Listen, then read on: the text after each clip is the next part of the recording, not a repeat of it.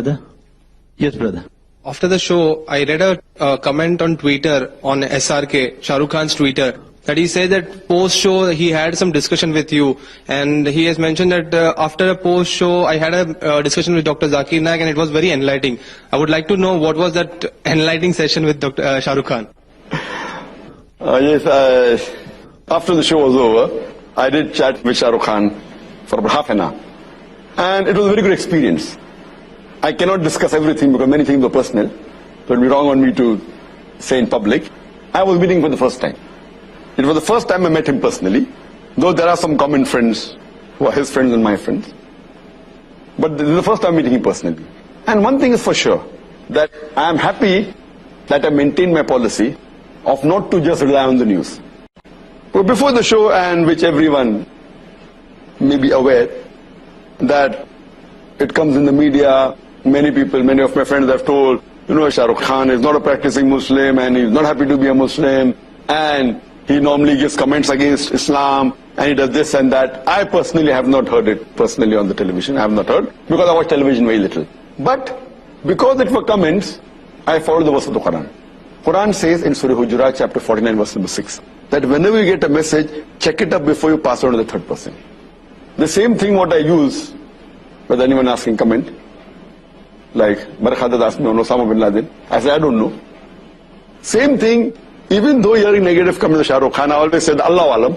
But what I heard him saying on the show, I'm not talking the chat after the show, what I heard him on the show, I felt, irrespective whether he's practicing or not, but his answers were far better than most of the Muslims on the show. Not counting, of course, Maulana Mahmood Madni, he's a close friend of mine. MashaAllah, he's a practicing Muslim. But leaving aside him, what answers he gave, compared to all the other Muslims on the show, his answers were more correct. And he rightly agreed, saying that, that though he does film acting and singing and dancing, he says it is haram. That was good of him. And he says that he has less knowledge. But he also said that for correct knowledge, you should ask the scholars and the ulamas and the maulanas. So his answers were far superior than the other people who were Muslim in the talk show. And after the show, one comment I'd like to make, that while discussing on the issue of Muslim identity, he asked me, Dr. Zakir Naik, he said, Dr. Zakir Sahab, what is your view? How important is it to keep a beard and wear the cap? So giving an analogy, that it wasn't a talk show, there was no Barkhadat, so I could explain to Brother Shah Rukh Khan more easily, and without any interruption. So I told him that when you appear for an examination, there are some questions which have 1 mark, some questions have 10 marks, some questions have 20 marks.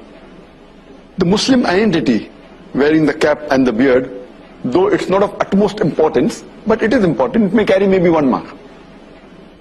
Behaving, practically being honest, speaking the truth, these points about Islam, the practice, may carry 10 marks, may carry 5 marks.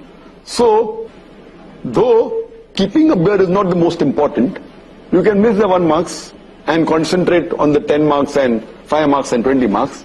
But if someone wants to score distinction, he will try and even get this 1 mark. For example, when we appeared for the medical examination, we tried even to get that half mark, because we want to score above 90. So when you want to score above 90, this is very important.